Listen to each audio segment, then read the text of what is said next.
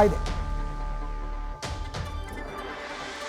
ವಿಚಾರಣೆಗೆ ಹಾಜರಾಗಲು ನನಗೆ ರಕ್ಷಣೆ ಬೇಕು ಅಂತ ರೇವಣ್ಣರ ಪರ ವಕೀಲರು ವಾದವನ್ನ ಮಾಡ್ತಾ ಇದ್ದಾರೆ. ಇನ್ನು ಅರ್ಜಿ ವಿಚಾರಣೆಗೆ ಸಂಬಂಧಪಟ್ಟಂತೆ 2:45ಕ್ಕೆ ಅರ್ಜಿ ವಿಚಾರಣೆ ಮುಂದೂಡಿಕೆ ಆಗಿದೆ. ಈಗ ಅರ್ಜಿ ವಿಚಾರಣೆ ಜನಪ್ರತಿನಿಧಿಗಳ ವಿಶೇಷ ಕೋರ್ಟ್ನಲ್ಲಿ ಏನು ಬಂದಿತ್ತು ಅದು ಮಧ್ಯಾಹ್ನ 2:45ಕ್ಕೆ ಮುಂದೂಡಿಕೆ ಆಗಿದೆ. 2:45ಗೆ ಈ ಒಂದು ಅರ್ಜಿಯನ್ನ ವಿಚಾರಣೆ ಮಾಡಲಾಗುತ್ತೆ ಅಂತ ಅದನ್ನ ಮುಂದೂಡಿಕೆ ಮಾಡಿದ್ದಾರೆ. ರೇವಣ್ಣರ ನಿರೀಕ್ಷಣಾ ಜಾಮೀನು ಅರ್ಜಿ ಮುಂದೂಡಿಕೆ ಆಗಿದೆ. ಮಧ್ಯಂತರ ಜಾಮೀನಿನ ಅರ್ಜಿಯನ್ನು ಸಲ್ಲಿಸಿದ್ರು ಅದು ಮಧ್ಯಾಹ್ನ 2:45ಕ್ಕೆ ಮುಂದೂಡಿಕೆ ಆಗಿದೆ. ಅರ್ಜಿ ವಿಚಾರಣೆ ಮಧ್ಯಾಹ್ನ 2:45ಕ್ಕೆ ಮುಂದೂಡಿಕೆ ಆಗ್ತಿದೆ ಅನ್ನೋ ಒಂದು ಮಾಹಿತಿ ಲಭ್ಯ ಆಗ್ತಾ ಇದೆ. ರೇವಣ್ಣರ ನಿರೀಕ್ಷಣಾ ಜಾಮೀನು ಅರ್ಜಿ ಈಗ ಮುಂದೂಡಿಕೆ ಆಗಿದೆ. ಜನಪ್ರತಿನಿಧಿಗಳ ವಿಶೇಷ ನ್ಯಾಯಾಲಯದಲ್ಲಿ ಅರ್ಜಿಯನ್ನ 2:45ಕ್ಕೆ ಮುಂದೂಡಿಕೆ ಮಾಡಿ ನ್ಯಾಯಾಧೀಶರು ಆದೇಶವನ್ನು ಹೊರಡಿಸಿದ್ದಾರೆ. ಅರ್ಜಿ ವಿಚಾರಣೆ ಮಧ್ಯಾಹ್ನ 2:45ಕ್ಕೆ ಮುಂದೂಡಿಕೆ ಆಗಿದೆ.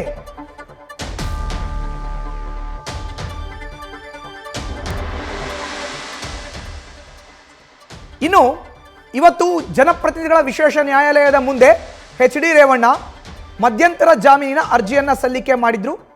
ನ್ಯಾಯಾಧೀಶರ ಮುಂದೆ ಈ ಅರ್ಜಿ ಬಂತು. ಅದು ಈಗ 2:45ಕ್ಕೆ ಮುಂದೂಡಿಕೆ ಆಗಿದೆ. ಕೆ.ಆರ್. ನಗರ ಪೊಲೀಸ್ ಠಾಣೆಯಲ್ಲಿ ಮಹಿಳೆಯ ಕಿಡ್ನಾಪ್ ಪ್ರಕರಣ ಏನು ದಾಖಲಾಗಿತ್ತು, ಈ ಪ್ರಕರಣಕ್ಕೆ ಸಂಬಂಧಪಟ್ಟಂತೆ ಎಚ್.ಡಿ. ರೇವಣ್ಣ ಅವರು ಮಧ್ಯಂತರ ಜಾಮೀನಿಗೆ ಕೋರಿ ಅರ್ಜಿಯನ್ನು ಸಲ್ಲಿಕೆ ಮಾಡಿದ್ರು. ಜನಪ್ರತಿನಿಧಿಗಳ ವಿಶೇಷ ನ್ಯಾಯಾಲಯದಲ್ಲಿ ಆ ಅರ್ಜಿ ವಿಚಾರಣೆ ಈಗ ಆರಂಭ ಆಯಿತು. ಅದೀಗ 2:45ಕ್ಕೆ ಮುಂದೂಡಿಕೆ ಆಗಿದೆ.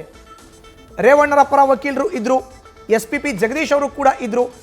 ಇವತ್ತು ಸಂಜೆ 5 ಗಂಟೆ ಒಳಗಡೆ ವಿಚಾರಣೆಗೆ ಹಾಜರಾಗಬೇಕು ಅನ್ನೋ ಒಂದು ವಿಷಯ ಇತ್ತು. ಅದಕ್ಕೆ ರೇವಣ್ಣರ ಪರ ವಕೀಲರು ವಾದವನ್ನ ಮಾಡಿದ್ರು. ರೇವಣ್ಣರ ಪರವಾಗಿ ನನಗೆ ರಕ್ಷಣೆ ಬೇಕು ಅನ್ನೋ ಒಂದು ವಿಷಯವನ್ನ ರೇವಣ್ಣರ ಪರ ವಕೀಲರು ರೇವಣ್ಣರ ಮಾತು ಅಂತ ಹೇಳಿ ವಾದವನ್ನ ಮಾಡಿದ್ರು. ಈಗ ಈ ಅರ್ಜಿ ವಿಚಾರಣೆ 2:45ಕ್ಕೆ ಮುಂದೂಡಿಕೆ ಆಗಿದೆ.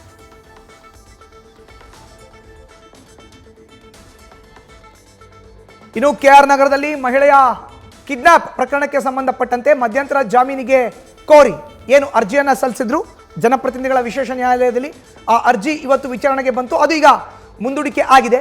ಕೆ.ಆರ್. ನಗರದ ಕೇಸ್ನಲ್ಲಿ ಎರಡನೇ ಆರೋಪಿಯ ಬಂಧನ ಆಗಿದೆ. ಈಗ ಸತೀಶ್ ಬಾಬಣ್ಣ ಅವರ ಬಂಧನ ಆಗಿದೆ. ಬಟ್ A1 ಆರೋಪಿ ಯಾರು? ಎಚ್.ಡಿ. ರೇವಣ್ಣ. ಇದನ್ನೆಲ್ಲರೂ ಪ್ರಶ್ನೆ ಮಾಡ್ತಿದ್ದಾರೆ, ರೇವಣ್ಣ ಅವರ ಬಂಧನ ಯಾಕಾಗಿಲ್ಲ ಅಂತ.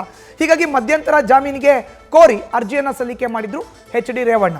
ಅದು ಜನಪ್ರತಿನಿಧಿಗಳ ವಿಶೇಷ ನ್ಯಾಯಾಲಯದ ಮುಂದೆ ಬಂತು. ಅದನ್ನೀಗ 2:45ಕ್ಕೆ ಮುಂದೂಡಿಕೆ ಮಾಡಿ ನ್ಯಾಯಾಧೀಶರು ಆದೇಶವನ್ನು ಹೊರಡಿಸಿದ್ದಾರೆ.